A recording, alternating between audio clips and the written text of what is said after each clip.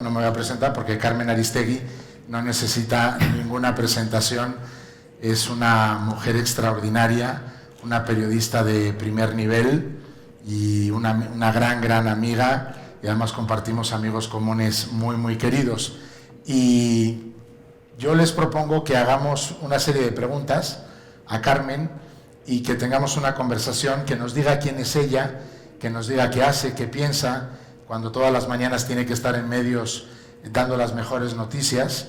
Una vez me preguntaron a mí, Carmen, que qué pensaba de Carmen Aristegui, y le dije, es la persona que tiene la primicia de información todos los días. Eso profesionalmente, y luego cuando te he conocido personalmente, pues eres una mujer encantadora, buena amiga y una mujer totalmente querida. Pues vamos a preguntarle a Carmen varias situaciones y que nos diga quién es ella, cómo vive, qué piensa. Y bueno, la primera pregunta, Carmen, es muy general. ¿Quién es Carmen la persona? ¿Quién es Carmen la mujer? Gracias, Carlos, y gracias a todos y a todas por estar acá en este encuentro y bueno, pues lo que significa poder participar con ustedes en esta tarde. ¿Y quién soy? Pues soy una mexicana, una periodista, una mamá, alguien que dedica su vida pues a su trabajo, a buscar información, a tratar de encontrar cosas que sean de interés y útiles para los demás en las noticias, en la comunicación, en lo que pues finalmente puede traducirse en programas de radio, de televisión, desde un sitio de internet que logramos establecer un grupo de periodistas independientes del que formo parte y del cual pues estoy muy orgullosa, y que bueno, pues desde ahí, desde internet, hemos logrado sortear situaciones complicadas como las que nos tocó vivir particularmente el sexenio pasado, y construir un espacio propio una vez que un veto tan fuerte como el que tuvimos hace algunos años con el gobierno de Peña Nieto, pues nos obligó también a reinventarnos. Así que soy muchas cosas. De pronto me convertí en una empresaria de medios con este medio de internet, cosa que no me había planteado nunca en la vida y que me ha permitido también entender lo que significa asumir un emprendimiento, tomar la responsabilidad no solo de hacer mi trabajo que a lo largo de muchos años he hecho como periodista, sino también organizar un espacio que pueda sobrevivir, y no solo sobrevivir, sino crecer, establecerse, tener certidumbre, entender las claves básicas de la organización empresarial que finalmente va de la mano de un proyecto como el que finalmente logramos establecer en aristeguinoticias.com, y pues es un mundo diferente al que yo había vivido tradicionalmente como periodista, y la combinación de organización editorial para informarle al público y la organización para que el medio en donde estamos pueda funcionar, pues tiene su chiste, tiene su gracia. Y creo que al final, para mí como persona, como mujer, como periodista, esta otra faceta ha sido pues muy importante. Me permite entender lo que significa asumir el riesgo, asumir la responsabilidad, medianamente entender las claves de una organización que tiene que cumplir con cosas muy esenciales que ustedes conocen perfectamente y que están ligadas a cómo un espacio, en este caso de comunicación, pero en cualquier caso tiene que cumplirse, debe ofrecer las condiciones mejores para quienes desarrollan su trabajo ahí. ¿Qué se tiene que hacer para que el asunto esté en equilibrio, para que el asunto sea algo que genere certidumbre a los que ahí trabajan, para que los que estamos ahí nos sintamos bien, felices de hacer lo que hacemos? Así que en estos últimos años he agregado a mi propia definición personal esta otra faceta que pues cayó como una consecuencia de algo que lamentablemente pues ha ocurrido en México en contra de los periodistas, que es quitarles el micrófono, censurarlos, eliminarlos en algunas ocasiones de manera dramática con asesinatos, o bien vetarlos. Y esto, que tristemente forma parte de la historia de México, nos tocó vivir en nuestro cacho. En nuestra historia pues hemos vivido momentos complicados con los poderes que no son receptivos a la crítica o a la información que no les conviene y que acaban tomando acciones drásticas en contra de quienes informamos, en contra de quienes comunicamos a los demás cosas. Y este país tiene un problema serio porque tristemente, Carlos, como sabemos, somos un país con un número de personas dedicadas a los medios y al periodismo asesinadas. No podemos pensar que una democracia, que un país, que una sociedad tenga los niveles que tenemos nosotros de asesinatos de periodistas. Este mismo año estamos hablando de muchos periodistas asesinados, este mismo sexenio y los anteriores, y esto en un contexto de colapso institucional, en donde los asesinatos quedan prácticamente impunes todos, en donde cargamos un volumen inmenso de desapariciones de personas, de asesinatos de personas por miles, y es un elefante blanco en la sala de nuestra casa que no se logra procesar adecuadamente por un Estado que tiene un sistema, como digo, colapsado. En ese contexto de miles de muertes y de miles de desapariciones que se han ido acumulando a lo largo de los años y una estructura o estructuras criminales que dominan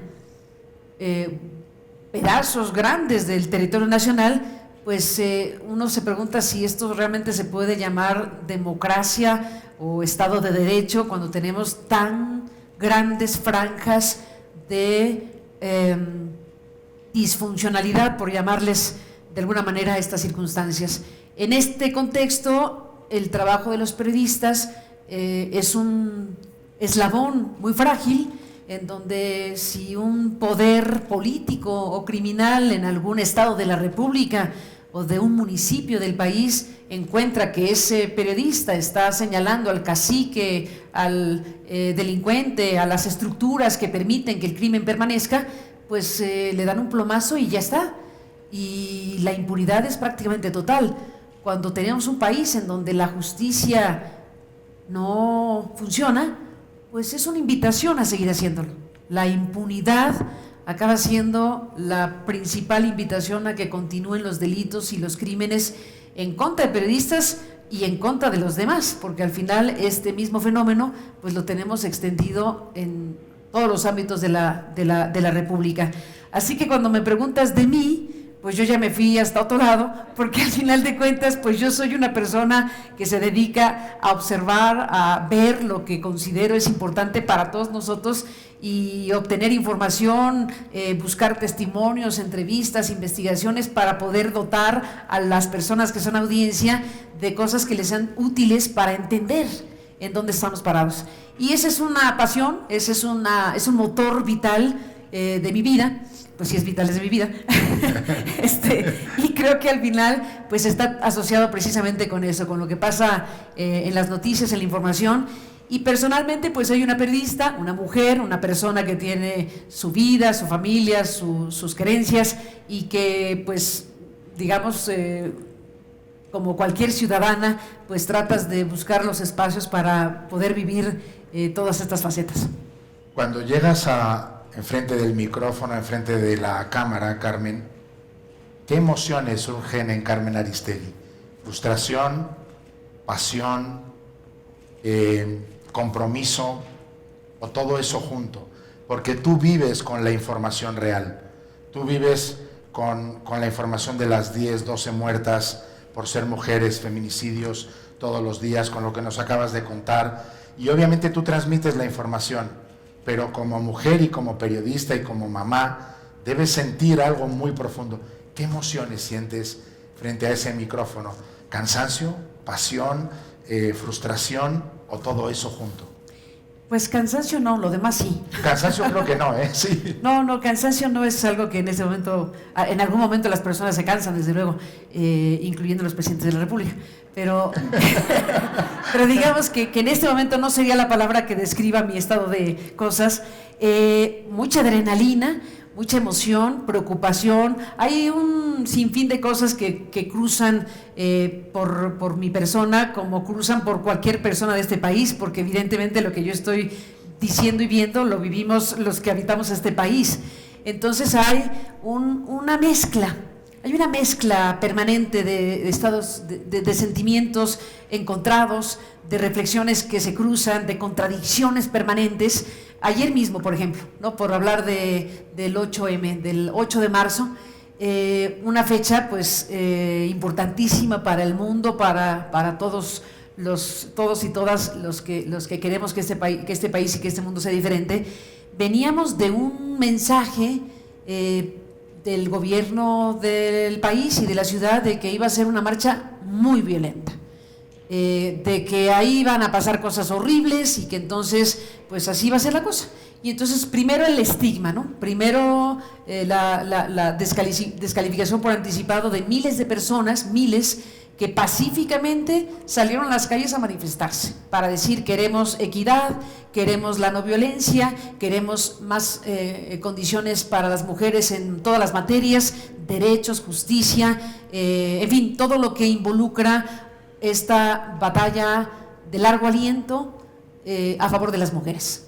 Pero veníamos de un mensaje previo en donde era, pues si vienen aquí, ya ustedes se hacen cargo de que esto va a ser violento.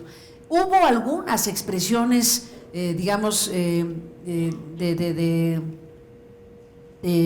poco agresividad, digamos, de quien rompió un vidrio o alguna cosa, etcétera, y por eso digo que todo el tiempo es contradicciones, mixed feelings, cosas, luces y sombras, etcétera. Pero si hacemos un balance, fue una espléndida marcha, independientemente que si rompieron un vidrio y se cayó, y en fin, las cosas que ocurrieron colateralmente, pero fue una marcha que fue de gran potencia simbólica, porque cuando la señal era aquí va a haber violencia y estas que van a marchar son unas pues desfasadas, estas son unas personas que no están en los códigos civilizados o como queramos llamar al asunto, pues miles de mujeres fundamentalmente salieron y en lugar de golpear a las policías mujeres que estaban ahí para proteger la situación, repartieron flores y cambiaron la ecuación y cambiaron la señal de que las mujeres están apostando por la no violencia. Las mujeres están apostando por una batalla muy importante y trascendente, y entonces se cambió la ecuación, digámoslo así, y la señal acabó siendo realmente emocionante, realmente muy importante, de todas las mujeres que decidieron acudir a las calles, no solo en la Ciudad de México, porque hubo marchas súper importantes, bueno, todas, cualquier marcha, así sea de 2 personas o de una o de miles, pues tienen importancia, desde luego, y así hay que aceptarlo. Entonces tenemos, yo creo, todo el tiempo en el mundo, pero en México, esta combinación permanente de estados de ánimo, de reflexiones, de frustración pero de entusiasmo, de pérdida de interés sobre ciertas cosas, pero de pronto volteas y dices, pero si aquí está una fuerza social impresionante y una señal esperanzadora de que las cosas no solo pueden, sino deben ser diferentes. Sí, desde luego, con gran sentido de preocupación. Me parece que eso lo podemos compartir también como una definición de este tiempo que nos toca vivir, por el tipo de cosas que están ocurriendo. El mundo entero, ya lo sabemos, está en una situación de tensión permanente con una invasión de Rusia a Ucrania, con todo lo que involucra una acción de esta naturaleza, con el apagón de esta mañana de Chernobyl y la preocupación de que si las radiaciones pueden o no salir, en fin, hay una tensión permanente y también a la vez una reacción que acaba siendo sumamente impactante, de primero recurrir a sanciones no bélicas, pero muy fuertes, como las que se han visto de manera masiva. Claro, ya a estas alturas uno no imaginaría que Estados Unidos mande tanques y soldados a Ucrania después de haber salido corriendo de Afganistán. Entonces, entre que no es viable y tampoco deseable que las dos potencias se enfrenten a partir de una invasión a Ucrania, pero aquí el tema es qué tipo de cosa va a ocurrir que va a tener afectaciones a todo el planeta. Por lo pronto ayer Biden, cuando dice dejamos de importar petróleo ruso, pues los mercados y los indicadores, y empieza a hacer olas por todos lados, y la inflación, en fin, estamos en un tiempo especialmente preocupante, con enormes desafíos, y aquí pues el país que somos tiene que encontrar la manera de sortear de otra forma lo que ya de por sí traemos cargando históricamente y los desafíos del aquí y ahora. Así que cuando me dices de las emociones o de lo que puede cruzar por mi cabeza, por mi corazón, cuando me siento en un micrófono, cuando me siento en una mesa para hablar en el micrófono y dirigirme al público que amablemente nos escucha o ve, pues hay una galería enorme donde cabe pues todo esto: frustración, emoción, optimismo, adrenalina. Es, para decirlo, Carlos, claro, un cóctel. Un cóctel. Creo que clarísimo, pero me parece que ha quedado claro para todos y todas que cansada no está. Toda la pasión, todo el compromiso, eso sí ha quedado muy claro. Justamente de lo que decías ayer, comparando todas las marchas que ha habido en el mundo, yo creo que una de las más civilizadas, junto con la de Japón, fue la de México. Sí. Y tenemos que estar contentos de que eso sucedió de esa manera y, por supuesto, logró esos objetivos. Carmen, siempre con las mujeres el tema de la edad es complicado y no te la voy a preguntar. Te lo aprecio muchísimo. uno lo va apreciando cuando llega... ¿Por qué no me dices tú cuánto ganas? Exactamente. Te lo aprecio muchísimo.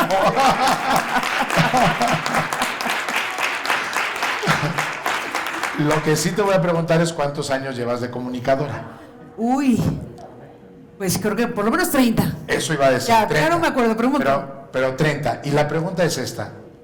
En 30 años, Carmen Aristegui ha cambiado profesionalmente, ha cambiado su visión de la vida, del país, de la comunicación, de los medios. Yo tengo una intuición, pero la confirmamos luego. ¿Has cambiado o no has cambiado? Mejor dime ya, si me ayudas un poco. Yo creo que sí has cambiado mucho. ¿Sí crees? ¿Cómo es que era y cómo soy? No, yo creo que has sido una persona que ha sido capaz, objetiva y racionalmente, de ir identificando el contexto histórico e informativo en el que estamos. Y has ido evolucionando en los medios hacia eso. Esa es mi intuición. ¿Es buena o es muy mala? Pues eso intento, ojalá que lo haya logrado medianamente, pero bueno, por supuesto que he evolucionado, espero que haya evolucionado, si no imagínate que estés igual que hace 30 años. Claro. Sí, claro, por razones del tiempo transcurrido, pues algo de experiencia me habrá quedado, algo de pues sensibilidad respecto a cómo abordar los temas, algunas habilidades medianamente he podido adquirir para poder comunicar de cierta manera, para poder entender qué de todo es lo que hay que discriminar, qué de todo es lo que hay que enfatizar, porque los periodistas y los comunicadores pues hacemos un ejercicio permanente de quitar y de no atender millones de cosas para focalizarnos en algo. Como la realidad misma, al final de cuentas nadie puede entender una realidad si no es por cachitos. Entonces aquí el criterio editorial, la selección editorial del universo de cosas que se pueden comunicar, pues es lo que distingue a los periodistas. Nadie tiene la verdad absoluta, por supuesto, nadie tiene el único criterio, la pluralidad, la diversidad. Una realidad se puede entender de diferentes maneras. Un vaso lo puedes ver de este ángulo, de este otro, de este o de arriba o de abajo, y te dará una información diferente aunque sea el mismo vaso. Y eso es lo que cotidianamente hacemos los periodistas y los comunicadores y en general todo mundo, porque nadie puede abarcar nada completamente de lo que haga.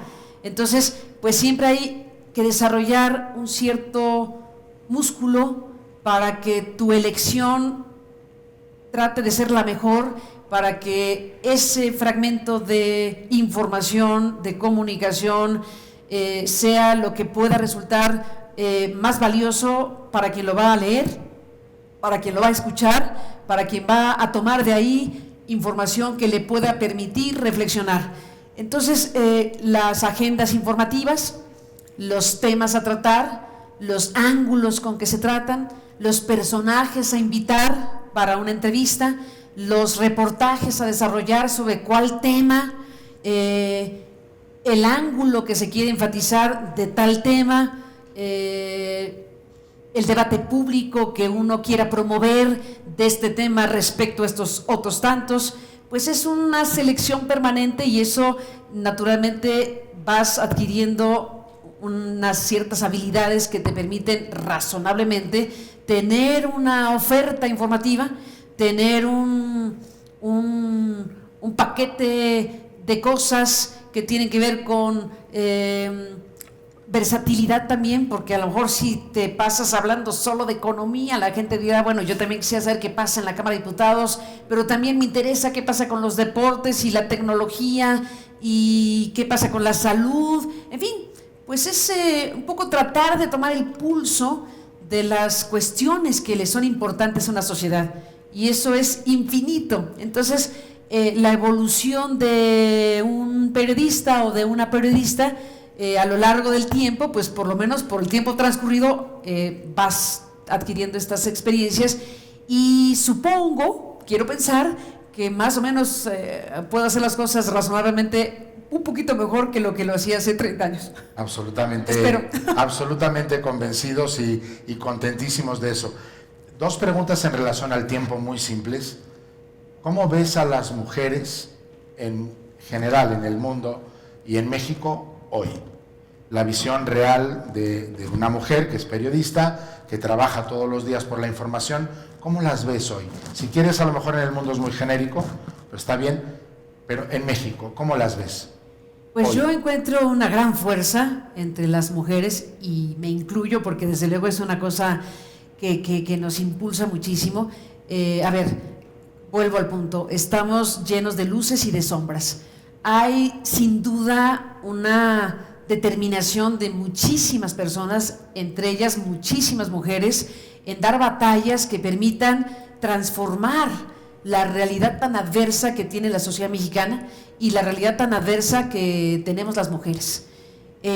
Yo encuentro, y estoy segura que las que aquí estamos podemos compartir nuestras propias experiencias, que hay una decisión de caminar y de correr y de ampliar nuestros espacios y de hacer valer nuestros derechos y de que nuestra voz no solo se escuche, sino que sea determinante para incidir en nuestras familias, en nuestras escuelas, en nuestras empresas, en nuestra sociedad, en México y en el mundo. Y eso se ve, se palpa, se vive. No es suficiente porque desde luego hay una franja muy amplia de personas, de mujeres que están en una desventaja total.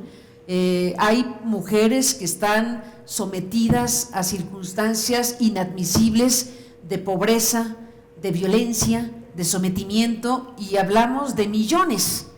Las que tenemos el privilegio, porque eso es, de poder tener un micrófono, de poder estar dirigiendo un espacio, de poder hacer tal o cual cosa en la escuela, en la enfermería, en la arquitectura, en la moda, donde cada quien se desempeñe. Habemos mujeres que hemos logrado construir y establecer un espacio en donde incidimos en muchos temas, pero hay una franja mucho más grande que esa que requiere un impulso muchísimo mayor. Y por eso vuelvo al punto de que es muy estimulante ver el logro de muchísimas mujeres que se han abierto paso o nos hemos abierto paso a punta de guamazos en muchas ocasiones, a punta de definiciones y a punta de no dejarse vencer. Y que ese logro compartido por muchas tiene que también incluir la posibilidad de ayudar a las demás. Entonces es una batalla que incluye esfuerzos adicionales a los que hacemos, y por eso un tema de una marcha acaba simbolizando primero nuestras exigencias, acaba simbolizando los grandes desafíos y la enorme cantidad de cosas que faltan por hacer. Pero yo veo realmente con mucha emoción a mujeres fantásticas que han logrado hacer muchísimas cosas y que están decididas a no solo hacerlo para ellas y su entorno, sino que incluyen trabajo para las demás. Y si eso se multiplica, que debería ser por millones, pues podremos en algún punto lograr, y hay que esperar y hay que soñar que se puede y tener la esperanza de que se puede, modificar el estado de las cosas para millones de mujeres en México y el mundo. Iba a preguntar después sobre el futuro, pero ya lo dijiste perfecto. Trazaste una línea maravillosa de lo que son hoy las mujeres, lo que deben hacer y lo que está para el futuro. Como es una sala pequeña, me gustaría, si hay preguntas, que levantaran la mano. Hay que hablar muy fuerte, porque no sé si los micrófonos están disponibles, y hacer preguntas muy, muy breves a Carmen Aristegui, la mujer y la periodista, no sobre la situación política de México, no sobre nuestro presidente, no sobre todos esos temas que probablemente quisiéramos tener. Allá, fuerte y alto, por favor, y damos la oportunidad para que Carmen responda, que seguro les va a gustar muchísimo. Preguntas muy rápidas. Sí, buenas tardes. Mi nombre es María Clemente García Moreno y quisiera preguntarte si, como mujer y como periodista, ¿qué opinas del feminismo trans excluyente y qué opinas de la agenda trans excluyente que existe en la Cámara de Diputados, impulsada desde el interior del grupo parlamentario del Partido Acción Nacional? Gracias. Pues es uno de los elementos que nos habla de la dificultad que existe para que haya inclusión total en todos los ámbitos. Y sí, ciertamente todavía tenemos espacios, no solo en la política, sino en la sociedad en general, en donde hay rechazo a no solo aceptar, sino a promover el reconocimiento de la diversidad en todos los ámbitos. Desde luego los derechos reproductivos, desde luego los derechos de todo tipo en todos los ámbitos, que desde luego han ido ganando espacios en muchos sentidos, socialmente, políticamente, legalmente, pero hay territorios en donde hay un muro, y ese muro hay que tumbarlo, ese muro hay que decir, tenemos que entender a sociedades abiertas, sociedades que reconozcan los derechos a plenitud de la identidad sexual de cada una de las personas, el derecho de cada quien a definir y a vivir su propia sexualidad en cualquiera de los territorios. Y pues sí, esto en particular que estás mencionando nos habla de que eso no es un terreno ganado, pero que hablar de ello y poner el foco en los puntos más de obstáculo, pues ayuda a que esos obstáculos caigan, para que finalmente la sociedad, la política, la legalidad, los derechos y la realidad cotidiana de las personas pues incorpore todos estos derechos y libertades. Así que bueno, pues gracias por la pregunta, y coincido contigo que el tema debe ponerse también pues a esto, a discutirse, a hablarse, a no pasar de largo con el asunto. Que ya hablarlo es un avance enorme, y hoy lo estamos haciendo, y ojalá aprendamos todos de ello. Allá había una persona que quería preguntar, segunda fila, sí.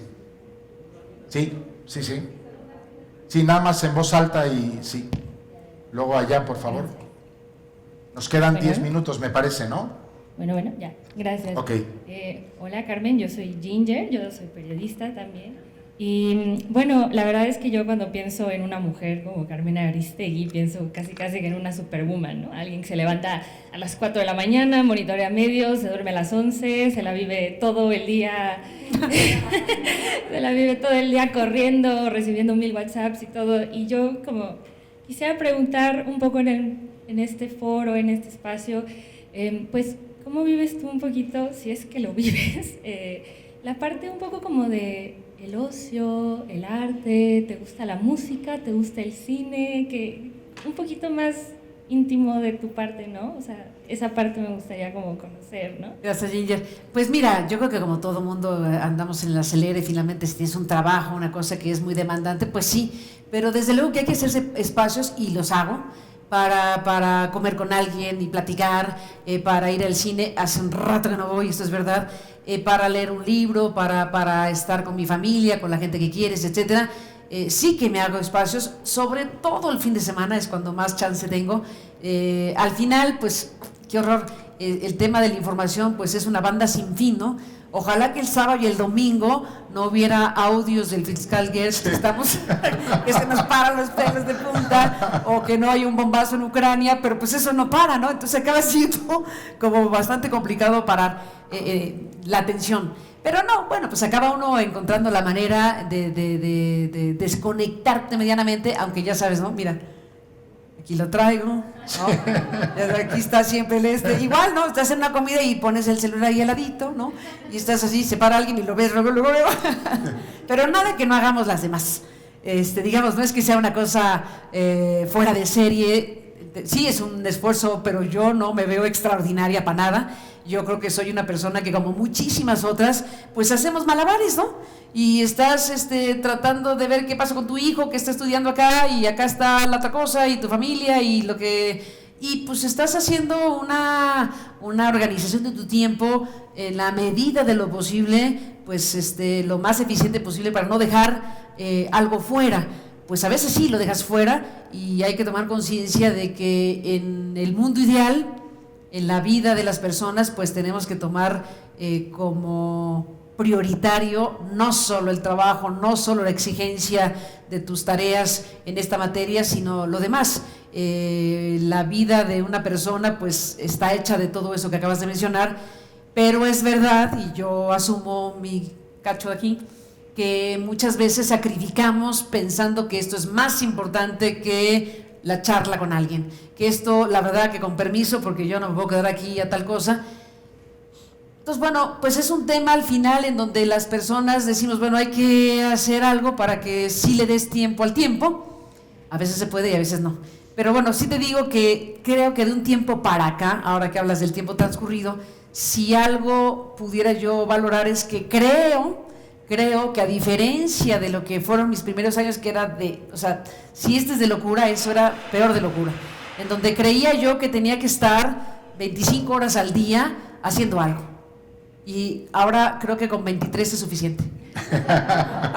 Es un avance importante. 2 horas es mucho. Hay otras 3 o 4 preguntas, pero tenemos 1 minuto. Entonces, el reto, que es un buen reto, es que seamos muy breves. ¿Te parece bien 3 preguntas? Bien? Yo diría que sí o no, lo que sea. Estaba aquella persona de atrás, y luego, pero muy breves, por favor. Súper breve, buenas tardes. Primero, yo te pondría en el lugar 1 de las mujeres, de las 100 mujeres más poderosas de México. Oh. Mi pregunta es, en retrospectiva en todos estos 30 años, si hubieras hecho algo diferente en el ámbito personal. Tener otro hijo, o a lo mejor hasta 2 más. No sé si hubiera podido, pero eso me hubiera gustado. Tal vez darme algún tiempo para estudiar un poco más. Yo estudié la carrera de Ciencias de la Comunicación y luego me metí a trabajar, y ya sabes, ¿no? Corriendo, pero ya si me dieras a escoger, me hubiera gustado, y ya a estas alturas creo que ya no, porque ya se me hace que no, dedicarle un tiempo a estudiar algo más, a formarme o en otra carrera o en algo más, de otra disciplina o de otra área del conocimiento. Eso, si pudiera hacerlo, si pudiera regresar el carrete, me hubiera gustado hacer. Por ahí más o menos, creo que serían mis 2 grandes asuntos. Excelente. Aquí y después ella. Muy breves, por favor, porque es que está la comida, la premiación. Hola, Carmen, mucho Perdón. gusto. Tenía 2 preguntas, pero bueno, como sigue ella, puedes escoger dentro de las 2 preguntas. Una es, quisiera saber cuál es tu principal fuente de inspiración. La segunda pregunta es, si tuvieras una varita mágica de poder resolver 1, 2 o 3 problemas o temas en México, ¿cuál sería para ti? Me quedo con la varita mágica, que es una gran tentación. En este momento, si yo pudiera decir que se resuelva algo, la violencia. Yo diría que frene la violencia extrema que nos lleva a ver cosas como el fusilamiento o no fusilamiento, lo que haya pasado en Michoacán hace algunos días. Ese grado de brutalidad viviéndose en México me parece que es algo descomunal. Ya no digamos el Estadio Corregidora, que también te retrata situaciones gravísimas. Yo diría la violencia y la justicia. Si se pudiera frenar la violencia e impartir verdadera justicia, yo creo que le daríamos una vuelta de 180 grados al país. La economía, los elementos que hoy nos preocupan, etcétera, yo creo que ya de otra manera se irían resolviendo, pero la vida en paz, la vida realmente en donde las personas no tengan terror, no temor, sino terror de salir. Y nosotros vivimos en una burbuja, pero hay personas en este país que simple y llanamente pues saben que si salen en tal o cual territorio los pueden secuestrar, los pueden desaparecer, los pueden acribillar, los pueden destazar. Es terrible porque verdaderamente tenemos que asumir con toda fuerza la conciencia de que este es un país que tiene una montaña de muertos, de desapariciones y de actos extremos que no son admisibles en la sociedad. Y hemos hecho un caparazón y de pronto parece un paisaje. Y de pronto decimos, pues ahí hubo una masacre y ya uno dice, una más. Tenemos que sacudirnos eso y tenemos que decirnos, eso no puede ser admisible en ningún lugar del mundo. Así que me quedo con tu varita mágica y yo me inclinaría por decir, ping, encontremos una manera de que el país reencauce una convivencia pacífica, remedie, no sé cómo, la existencia de estos poderes criminales en este país que han roto miles de vidas y que rompen cotidianamente la paz, la tranquilidad y la armonía a la que todos tenemos derecho. Así que ojalá que algún día. Qué gran reto, y usemos bien todos la varita mágica que nos corresponde. Adelante, muy breve. Rapidísimo. ¿Qué te da miedo, Carmen?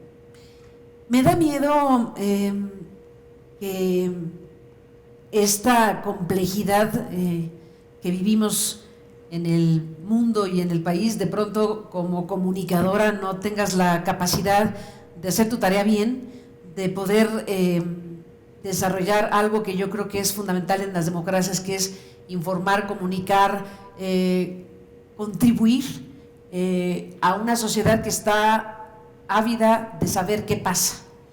Y cuando está ávida de saber qué pasa una sociedad y espera que los comunicadores, que los periodistas, que los analistas, que los expertos, que los políticos, que los que toman un papel público para tratar de ayudar a la población a entender qué pasa, y si es difícil, como es difícil ese entendimiento, pues el miedo a no tener la herramienta suficiente para poder contribuir y hacer tu tarea.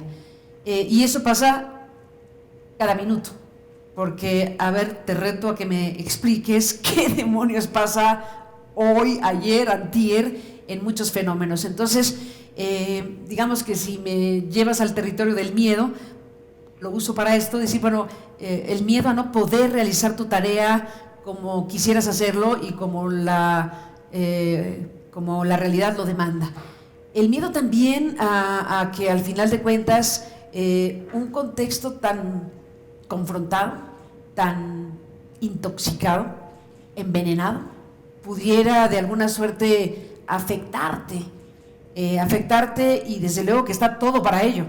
En mi caso particular y en este contexto de tanta agresión a los periodistas, hablo de los asesinados como lo peor que puede pasar, desde luego, pero hay otro tipo de agresiones muy fuertes, hay agresiones directas al trabajo de los periodistas en este tiempo reciente, con el presidente de la República en particular, que ha sido muy agresivo en contra de los críticos, en contra de los que hemos informado algo que no le gusta, y ese tipo de situaciones son tanto cuanto inéditas, de un presidente que tan abiertamente agrede a periodistas con un propósito único: dañar a ese o a esa periodista, un propósito único de dañar lo más importante para un periodista, que es su reputación, que es su credibilidad.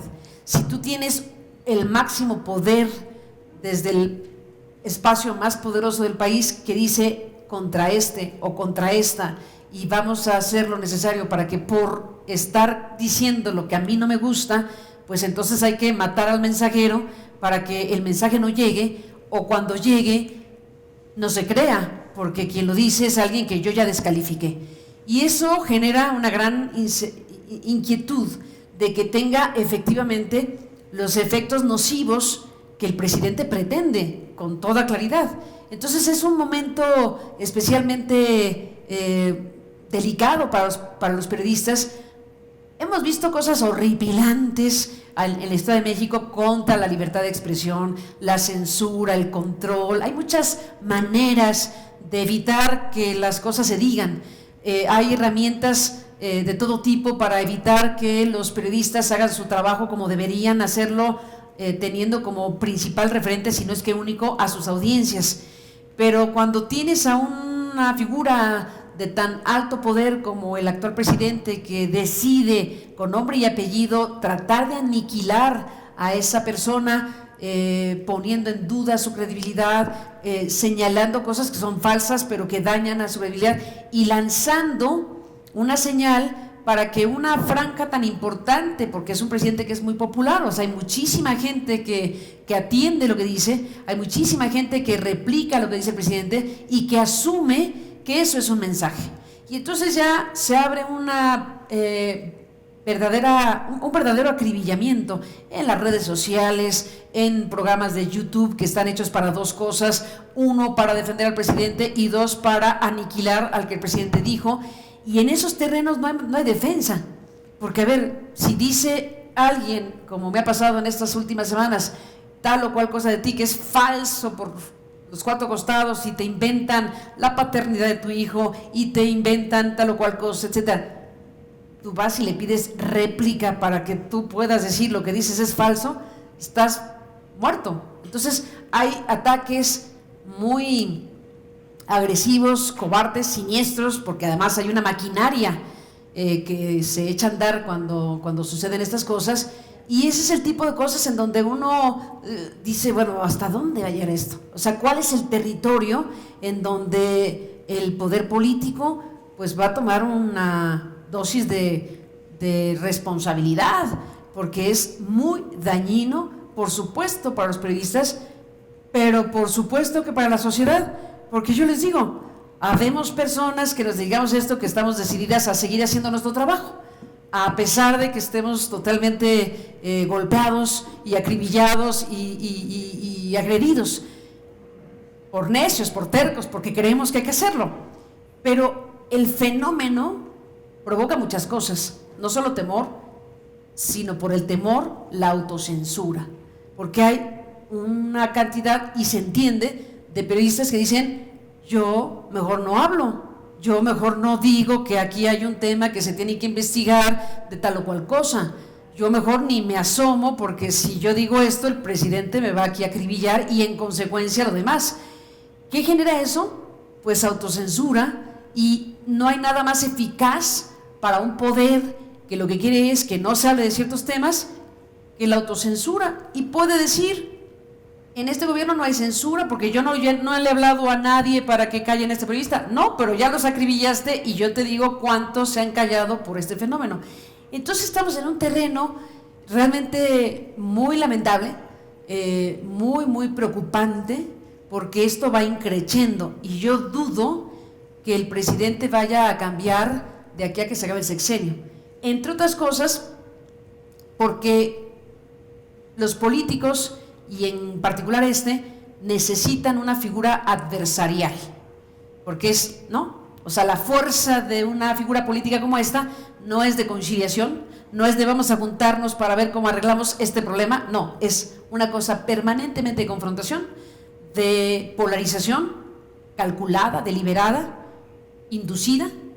Es una figura política que está causando ese daño a la sociedad, que tiene un diseño y un cálculo verdaderamente de esta naturaleza, y que al final de cuentas, como no tiene figuras adversariales políticas, porque la oposición que ha quedado muy debilitada, ustedes han oído hablar al presidente alguna vez del PAN, del PRI como figura adversarial, de vez en vez los menciona, pero para él no existen, porque ha sido tal el disgusto de la sociedad mexicana respecto a lo que ha ocurrido con la política en México, que una figura como esta logró una cosa impresionante. Tiene un poder legítimo porque millones de personas han creído en él, y eso es legítimo, pero ¿qué haces con ese poder que te han dado millones de personas? Y eso es lo que tendremos que analizar, o tenemos que estar analizando, y veremos qué sucede en el balance final de lo que ha sido este sexenio. ¿Qué se hizo ¿Y cómo se hizo? Con el enorme poder y legitimidad que millones de personas le han otorgado a un presidente. En este territorio, pues yo digo, hay todas las faltas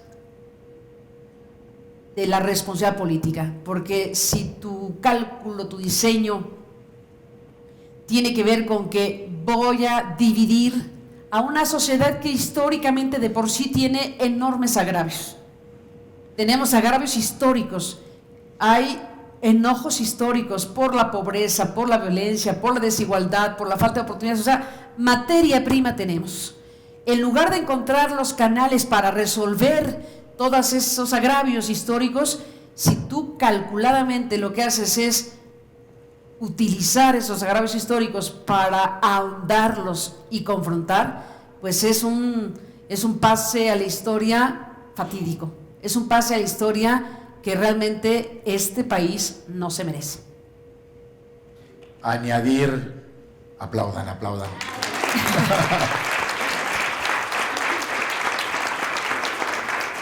No voy a añadir nada porque cualquier comentario es casi un sacrilegio. Esta es Carmen Aristegui, la mujer, la madre, la periodista, y qué gran momento nos has hecho disfrutar. Muchas gracias, Carmen. A ti, Carlos. Gracias. A todas, gracias, a todos, gracias.